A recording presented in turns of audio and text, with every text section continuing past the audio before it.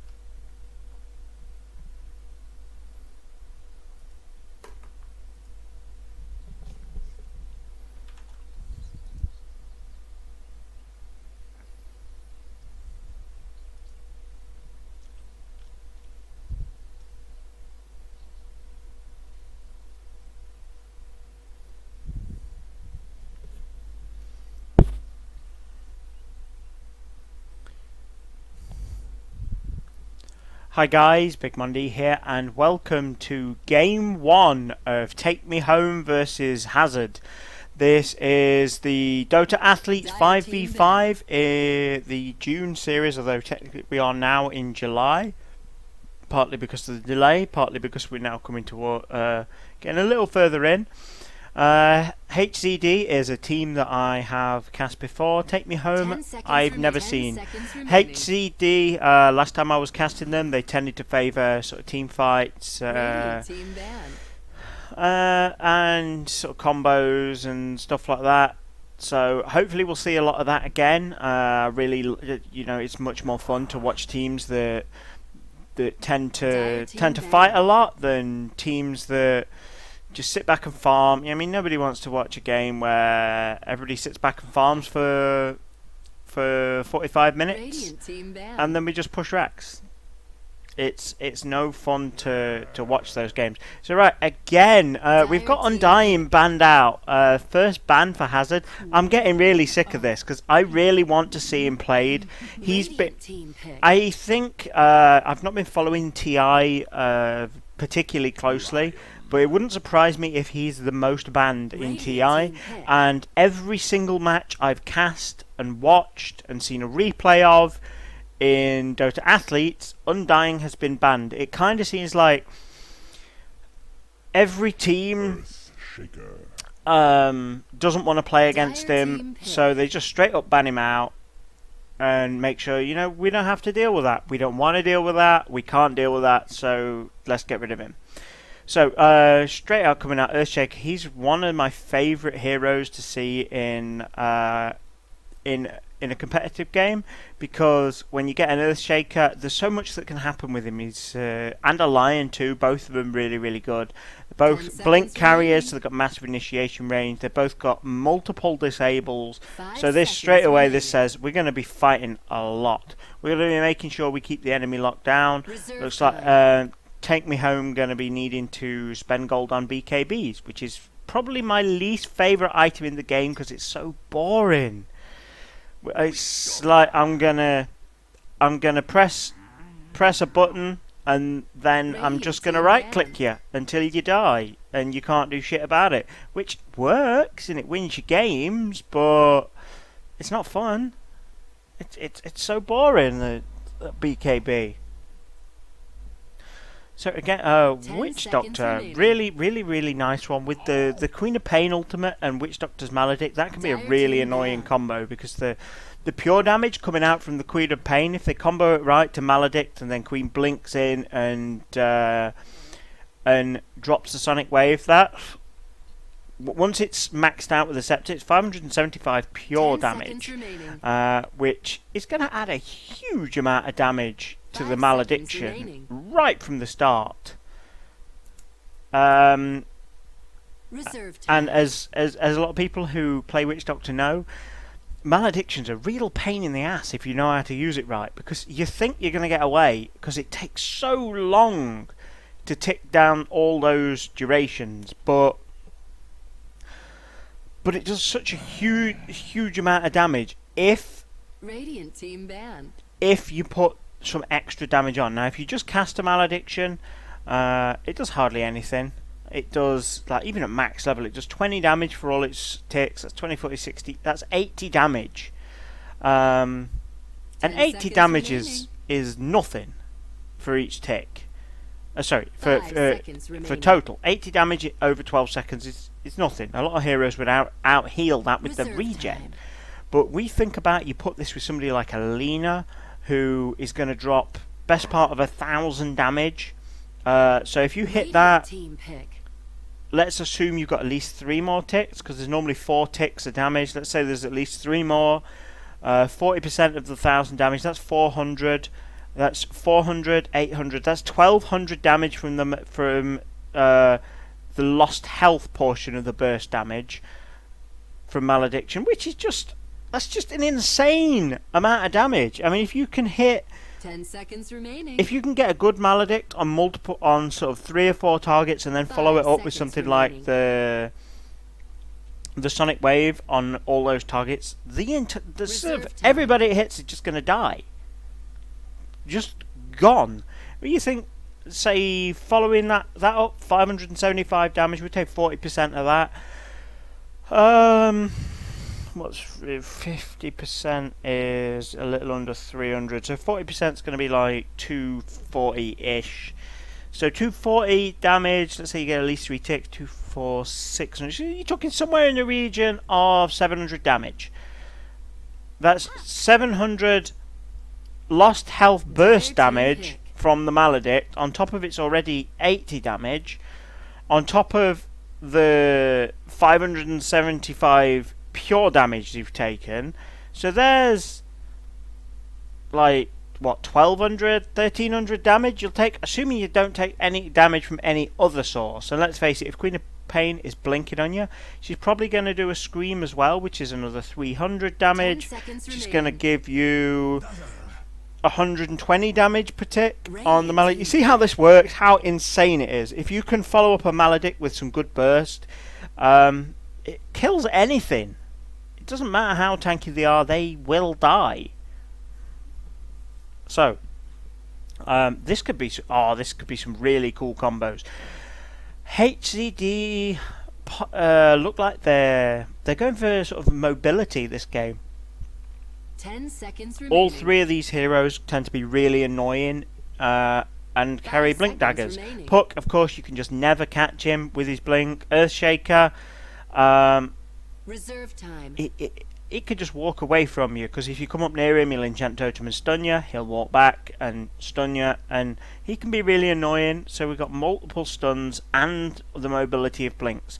Can be a really annoying to play against with blinks, because range is not, so ward vision is not enough. Oh, that's going to be a really Dire cool team one. pick. I like Bristleback. I like the character and all the story behind him and the lore from Bristleback. But what I don't like is he's just a bit boring to play.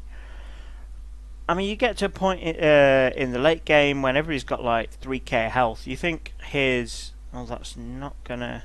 10 seconds remaining. So the extra damage from the quill spray. I mean, 5 bear in mind the seconds quill remaining. spray is the only significant damage you're gonna get in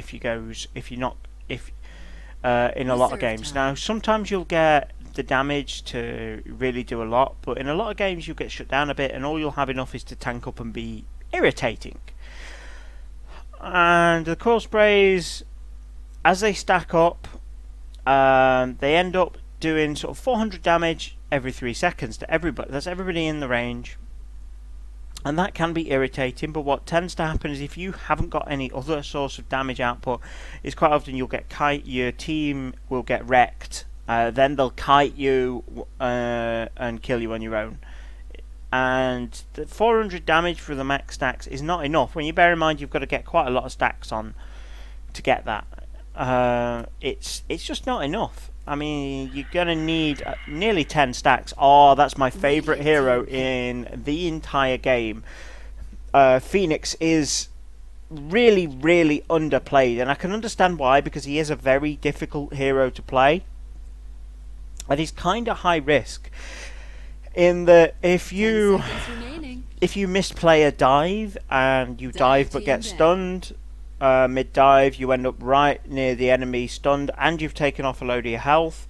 If you dive in for an ultimate and you're a bit too aggressive, and you go a bit too far out from your team, 10 seconds remaining. then they'll just kill your egg. 5 seconds remaining.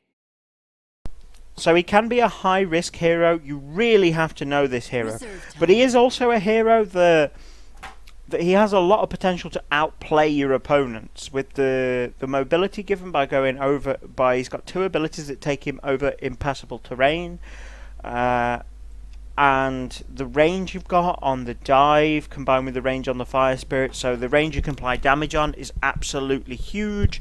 You can do 10 things seconds like. remaining. You can do things like dive in and mech someone, or dive in and glimmer cape someone. And I've been in games where diving and glimmer caping someone has saved their life. And this sort of ability to be flexible and the potential to outplay the enemy is what makes this hero really powerful. What makes him weak is the fact that he starts the game with no armor, and what little health he has, he Dire tends team pick. to chew through himself. Anti-mage. Okay, Radiant. I don't like the combo on this Team pick. very much, if I'm honest. Now, once Anti-Mage gets a basher, it's not going to be too bad, but I don't think the Phoenix can really safely egg in this game. He might be able to egg, but I do think he's going to have to be really cautious about where he places the egg in this game, because the only stun we've got is the Witch Doctor, and yes, that's going to take out 2 targets, but the problem we've got is we can't reliably say what targets they are. So if we miss the Spectre, for example, who's probably going to have the highest attack speed, or Bristleblack, who he could have a decent attack speed, we could end up losing the Phoenix to one of these guys quite quickly. So it looks like we've got, I think that was the AM pinging out. We want to go for a rune, and it looks like, okay, so we've got Take Me Home on the Dire side this game, and it looks like they are separating. They're gonna spread out at the beginning, check both runes. I think, to be honest, unless you have somebody with a skill that pretty much guarantees you're gonna get the rune, or you've got a hero that benefits from it more, I think it's a mistake. I mean, I see a lot of teams doing this, and we gank up for a smoke gank, and the smoke broke them, but I don't think they've. Oh, they're gonna run into the Phoenix. I think they've got vision on him, and this is going to be a dead Phoenix. He's got no dive yet, so he's going to get blown up. And this is the thing: he's burst down before he's even out of the stun, because he's got nothing. He's got nothing at all. So now that's going to be a sort of rune secured for HzD and a kill, which is going to be really good. We give the bounty rune down the bot to Quap. Hopefully she's going to get a faster bottle if she doesn't get harassed in the mid too much. Oh, and they spotted out where they put the, unless it was just that tiny bit too close. I don't think it was too close enough to the tower, but it's kind of hard to tell sometimes. So we've got that's not bad vision. I mean, it kind of stops ganks, but so this is the annoying thing about Puck. Right from the start, he can dodge that damage, even the poison damage. He can phase some of it out and not take it. It doesn't take it off, but it does prevent you taking a couple of the ticks. I think maybe it's probably not worth it on level 1 phase shift, but and Phoenix is DC'd. So he's already sitting with 2 stacks of Quill Spray on him. Quite a decent duration. The Quill Spray is one of the most annoying abilities on Bristleback, because when he first hits you with it, it doesn't seem to do much. But it's the way it stacks is what makes it ridiculous, because by the time you realise that you're taking a lot of damage from it, and I've just realised I still have the overlay on. Sorry about that, guys. There you go. At least it's all transparent. You can see it fine.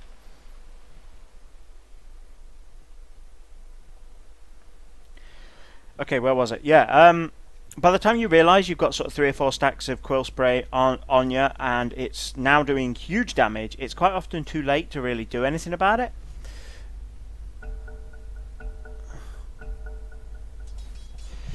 And you just end up dying, because the animation for Quill Spray is a bit deceptive. It looks like it's a little bit smaller than it is, but it does have quite a decent range, and getting to know this range is what will make you really good with Bristleback, because if you get good with this range and sort of applying it from fog of war and around trees and stuff while the enemy doesn't even realise they're going to get it on them, then it gives you a big advantage. So it all looks like we might have... See, we've got a Lion and an Earthshaker in the bot lane here. So it looks like they're going to get plenty of chances for a kill. I think that's probably Dire's why middle tower is under attack. we put the TMH's tri lane down here, because otherwise whoever was in this lane would just be food for Spectre, and you don't want to feed Spectre. You don't want to feed an anti-mage either, but at least it's going to make it anti-mage is going to be a little bit set back in levels here, but at least with 2 healers with him, he's going to be really, really hard to kill, so he should at least be able to farm reasonably confidently, and he doesn't really need levels that much. He mostly needs farm, whereas Phoenix, he needs levels. He needs to get 6 as fast as possible, 'cause until he's got it, he doesn't really do that much. Anti-mage, so he's gone for the poor man's shield, so he's expecting to take a lot of right click here. I think he just picked up a quelling blade too at the side shop. I'm sure I saw him pick that up as I selected him. Oh look, so we're zoning the supports out here, hopefully. Wow, that's not going well for the Spectre at all. I think they were trying to zone the supports so it would force the anti-mage back, but he knew he could pick up that kill on his own.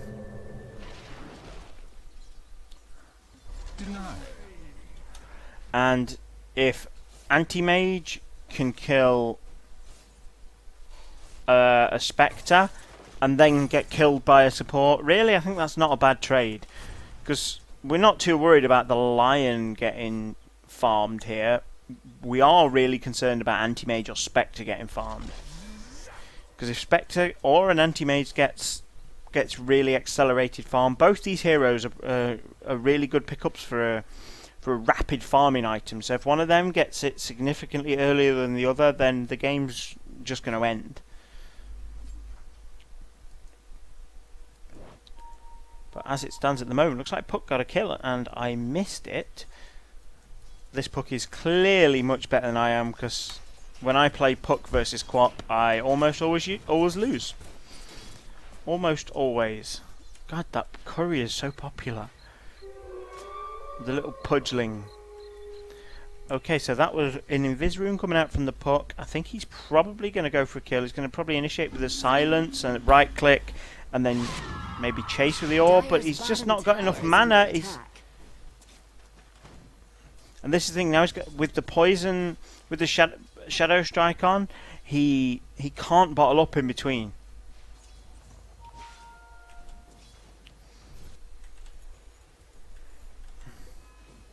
Middle is missing.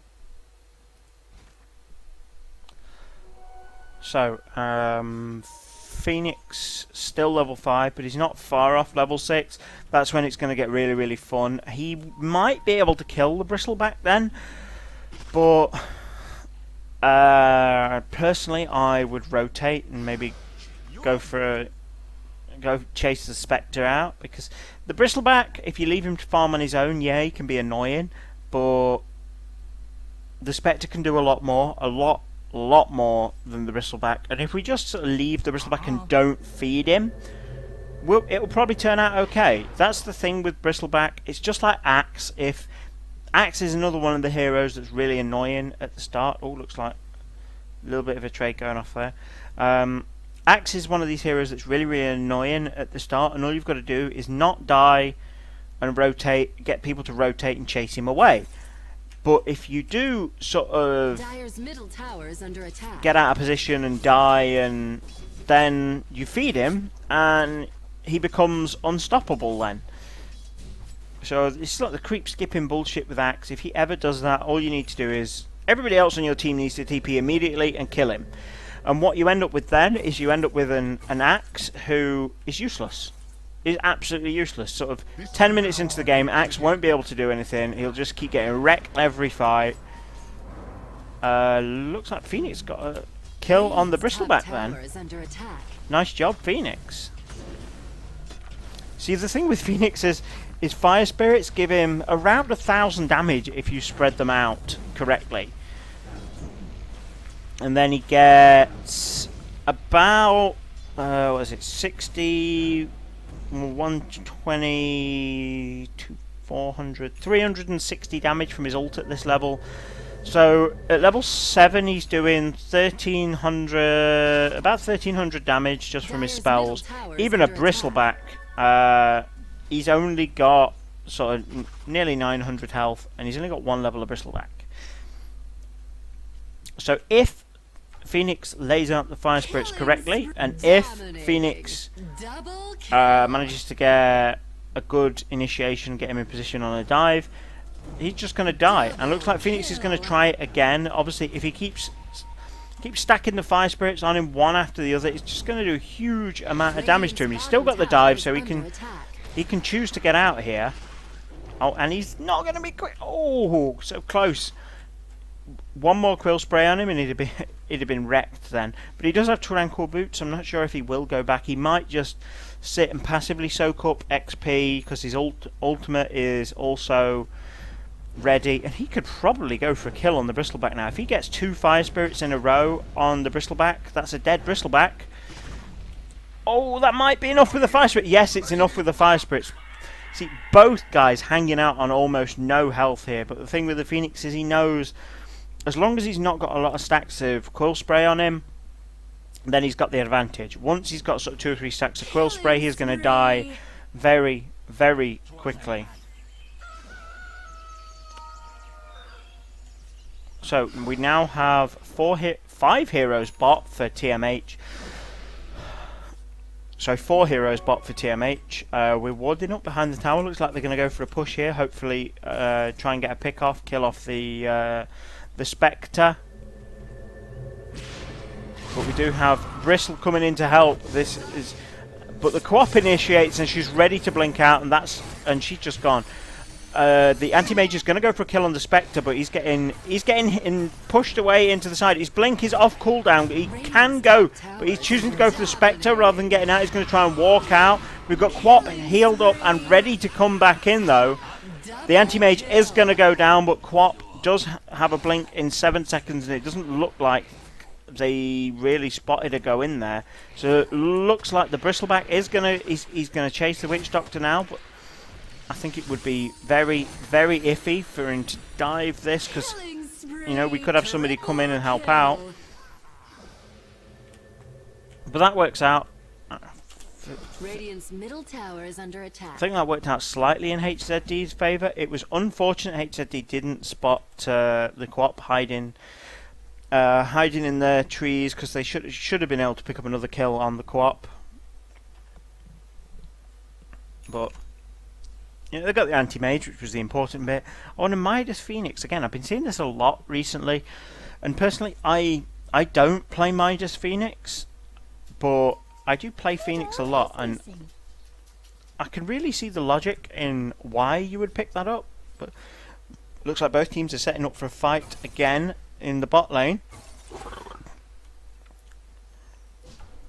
Bristleback going back to top to farm. He's not too far off his Vanguard, but Phoenix is diving in. He's got Supernova, but I think that was only 1 Fire Spirit on, but there's just too much damage coming out, and there's Lion and Spectre go down almost immediately, and this is going to be a tower with maybe going to be a tower here without too much to contest it.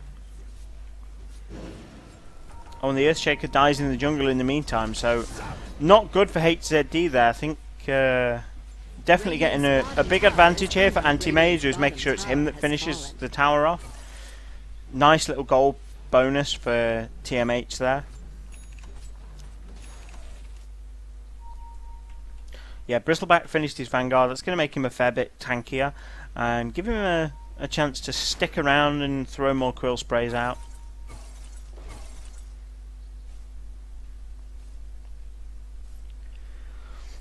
And looks like TMH are looking to push their advantage in the bot lane and just go straight in again as soon as HzD had backed off a little bit. The Quap ult comes out and blows Spectre up. Lion's nearly dead too. Looks like he's going to get taken out by the Anti-Mage.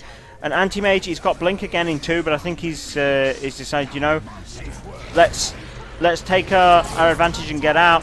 The Dazzle TP's out under his shallow grave, and Phoenix using the range of that Sunbeam to pick up on the puck. Now Bristleback is trying to sort of harass them out of lane, but he's out of mana for the quill spray. Dire's top tower is under attack. So relatively even trade that time. We lost a lion and a puck, and we only got a witch doctor. It wasn't horrible either side, I don't think.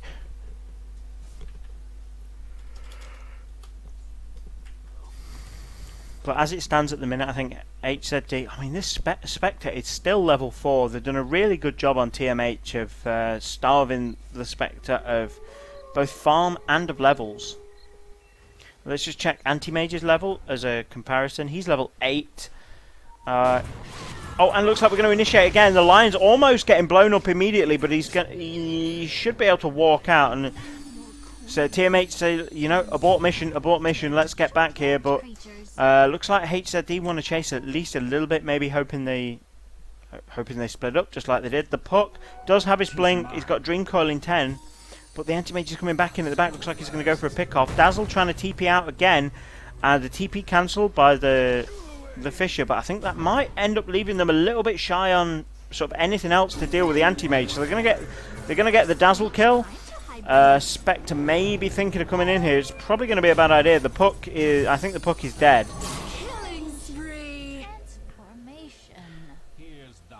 I think maybe Spectre was thinking of coming in, but the Phoenix came in, he got his ult up, and if Spectre had come in then, he would have just got blown up.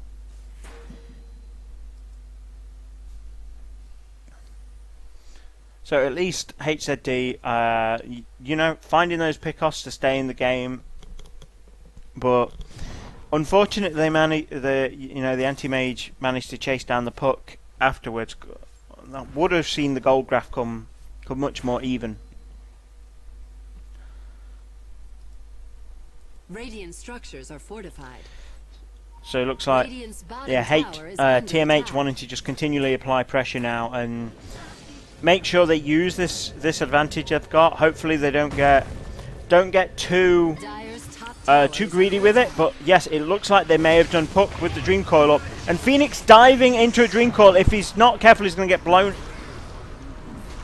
And unlucky for the Phoenix. Very, very close ultimate there, so they lose the Phoenix and the Anti-Mage. That was a really good Dream Coil by Puck. If you can get a Dream Coil on Phoenix, it makes Phoenix much less effective, because the Phoenix will instinctively dive a lot of the time, and then he gets the Dream Coil stun.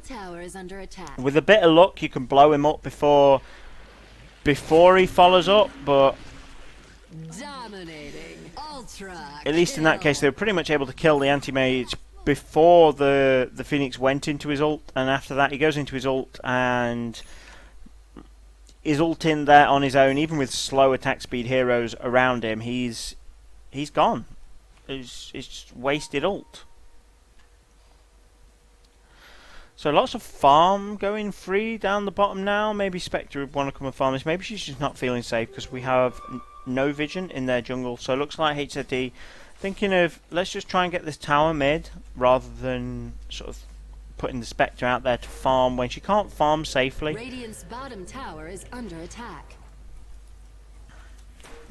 So Quap and Witch Doctor ults are up now. But the Dazzle just, I think that must have been a misclick. He stepped down the step. That's horrible misclick there. He steps down the step. Witch Doctor stun and the Maledict coming out. I think he's considering dropping the ward, but and now he goes for it. It was focusing the back of the Bristleback though, so the ward doesn't do a lot. The Quap ult comes out though, and hits the Puck, almost killing him. But Puck doesn't need health to be annoying. And Anti-Mage just blinks in, wastes Puck and Lion, and just he's gone. He's like, you know what? I'm low. I've just got some kills. I'm gonna run, which is probably the intelligent thing to do there. If he just stuck around, he'd have probably taken a huge chunk of damage from the Bristleback. And Phoenix does have ult here, so this has got to be a kill for the Phoenix. Bristleback perhaps may be able to. Nah, he's not going to be fast enough to. He won't be fast enough to kill the ultimate on his own. So this is a problem. I mean, I think you know, to counter a Phoenix, you really need attack speed.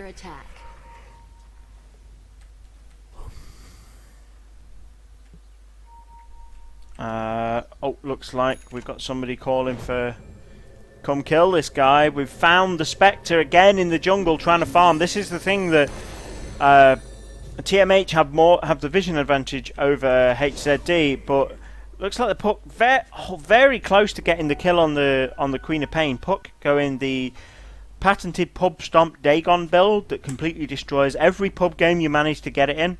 Radiant's middle tower is under attack. Not amazingly good in pubs, but if you do get a fast start with Puck, the Dagon can be pretty devastating. If you're going against tanky heroes, it's kind of not worth it. But if you're going against a lot of squishes like a Quap and a Dazzle and a Witch Doctor that are all weak to being burst down before they can cast their spells, it can be really, really good. Because this Puck, at the moment, he can blink, silence Phoenix, Orb, and Dagon, and the Phoenix is just dead. Even before he gets a chance to ult, and that's the problem with Phoenix. If he gets a good ult, his team are probably going to win the fight. If he doesn't get an ult at all, he's probably going to lose. Obviously, this is Dota, and we can't simplify things that much, but generally that's the way it goes. You get a good ult with Phoenix, you win the fight. You get a bad ult, you lose the fight. The trouble is, when Phoenix ults, the team has to commit to back him up. So, an ult going bad with Phoenix generally means the whole team gets wasted.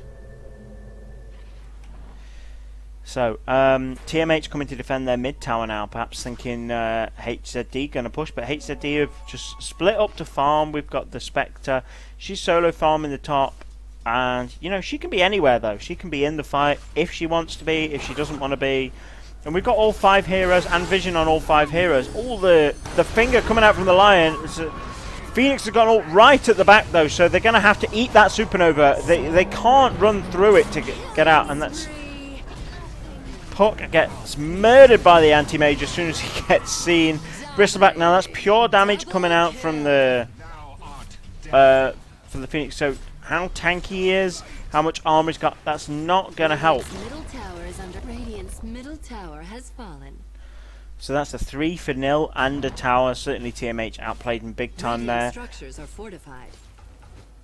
Radiant's middle tower is under attack.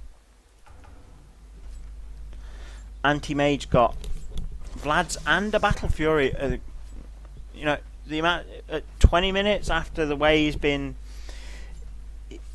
picked off a couple of times. It's not too bad. Radiant's middle tower has been denied.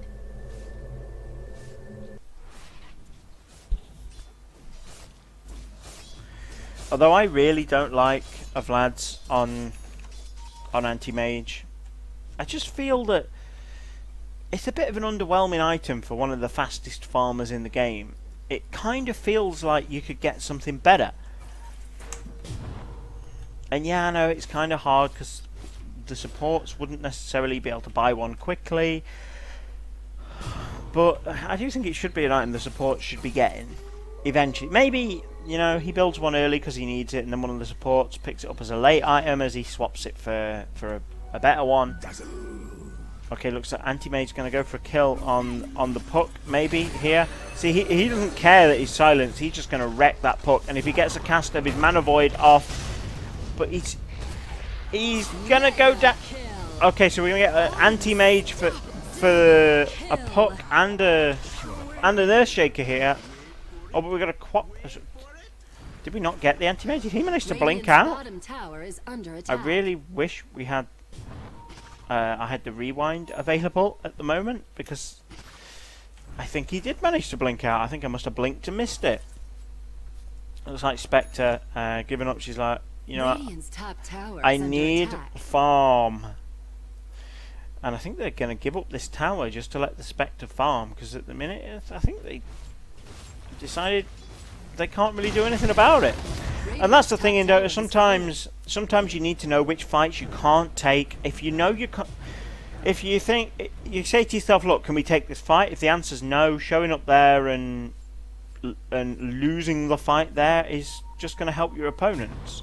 But if you can turn around and say, look, we know we can't win a fight, let them take the tower, let's go take something else, at least you're evening out the gold graph. Yes, your opponents are getting more gold, but you're getting gold as well. Whereas if you just turn up and lose the fight, your opponents get even more gold, and you just lose gold. And I think that's something that a lot of pubs need to sort of think about, is that sometimes if you keep losing fights, you have to just turn around and say, look, let's lose objectives so we can just go elsewhere, farm, and get a couple of items so that when we have a fight for the next objective, we're in the fight. Oh, and the Puck at the back there taking out the Witch Doctor with his Dagon almost immediately. So he Dagoned him with the Dagon 3 and he almost died immediately, and then the Puck is straight out of there. So this is what the Puck is going to keep doing. He's going to blink in, he's going to try and get a pick off, and then he's going to try and get out of there. But the Quap is in. If she gets caught by all three, now she does have blink, but oh, she used the Puck though. Maybe worried about the Dream Coil. That Spectre going to come in for the fight here. The Quap ult goes on. Oh, this is going to go horribly for HzD, I think. Phoenix is going to come back in. That's the Dream Coil coming out so the Puck can escape, but there's so much chase on TMH here. It's that's the Mana Void coming out to kill the Puck again. I think that's about 5 times I've seen him use the Mana Void just to kill the Puck, and it's working because this. I don't think it's quite GG yet, but this is certainly advantage TMH, and big advantage. And as it stands at the minute, TMH pressure in the racks, and they're still farming. Radiant's middle tower is under attack. I'm not sure they're going to be able to take racks here, but see, Lion usually a really powerful hero, but he can't really do that much against Anti-Mage. He can hex him, but the Finger of Death is a massive waste. Oh, and that we've got a Shiva's Guard coming out on the Phoenix already. That is a massive game changer to have it this early. That means that he's going to have a really easy time getting a good ult. He can be much more aggressive with his ult and ult safely. We've got the Witch Doctor, the Death Wall coming out, but Lion manages to interrupt it. And he's going to drop the Finger on Phoenix in the hope of blowing him up, but he's just not going to be able to blow him up. They really need to take that Phoenix down before his ult's up, or you know, everything's going to go to shit, basically. The Anti-Mage, I think he really wants more kills here, but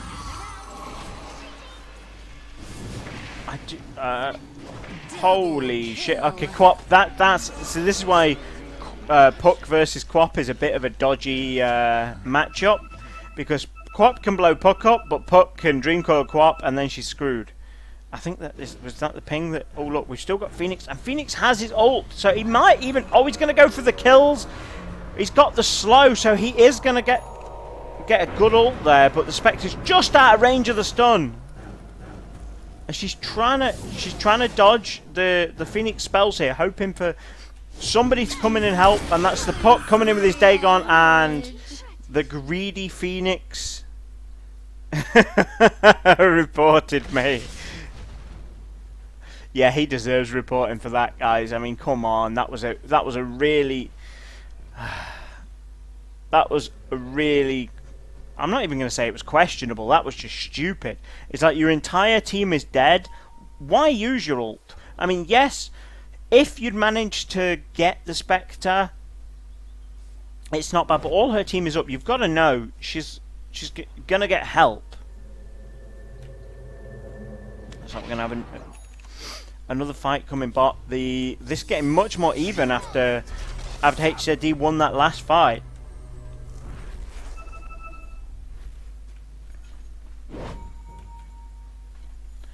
I think it's mostly going to be down to a positional thing for TMH, because I've not seen him and really get like a 4-man Dream Coil following up with an Echo Slam yet. In fact, I've not really seen many Echoes. Worthy tribute. I do think Earthshaker really having a bad game. He's still level 8, 26 minutes in. I think he's got to be the lowest level in the game. Okay, Dazzle's still struggling quite a bit with his ridiculous troll face. Oh, and the Lion's still level 8 as well, so HzD really struggling for levels in this game.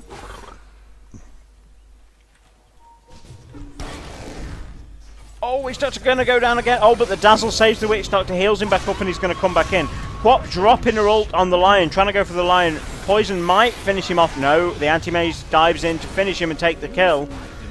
But the Quap goes down in the meantime, and the Witch Doctors. That's a Lion for 2, but can we pick up any more kills? We've got Puck is trying to hide in the trees, and AM just going to man fight everybody. He knows Phoenix is there to back him up, but that's a dead Dazzle from the Puck. Puck there, I think he was out of range, but he phases anyway, just in case. And that 5 for 3, and that's TMH taking a significant lead once again. I think Puck was just out of range of the Phoenix stun there, so he didn't need to phase it. He could have waited that little bit longer, phased, and then phased and blinked, and he might have been able to escape, but or it would have, his Dagon would have been back off cooldown. But I think now Anti-Mage gonna go for a Roche, and as HzD are all dead, can't really commend him. And this is one of the things that about Phoenix. His Fire Spirits means you can take Roche a lot earlier than this. Actually, you get any half decent Roshan hero, and you bring Phoenix in. That's 16 seconds where the guy can do fuck all. Illusion.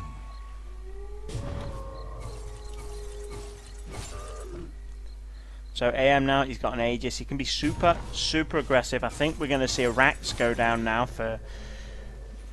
Yeah, looks like they're gathering by the mid Rax, but Phoenix ult is down, up soon, and he has a Halberd now. Looks like. Oh, and we're going to lose the Lion before the fight even starts. Anti-Mage has got that Aegis and a BKB, so he knows he can just go deep.